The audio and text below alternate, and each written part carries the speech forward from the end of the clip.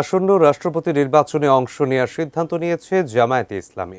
রাজধানীতে জামায়াতে ইসলামীর কেন্দ্রীয় কার্যালয়ে দলের আমির এবং বিরোধী দলীয় নেতা ডাক্তার শফিকুর রহমানের সভাপতিত্বে দলের কেন্দ্রীয় নির্বাহী পরিষদের এক বৈঠকে এই সিদ্ধান্ত হয়।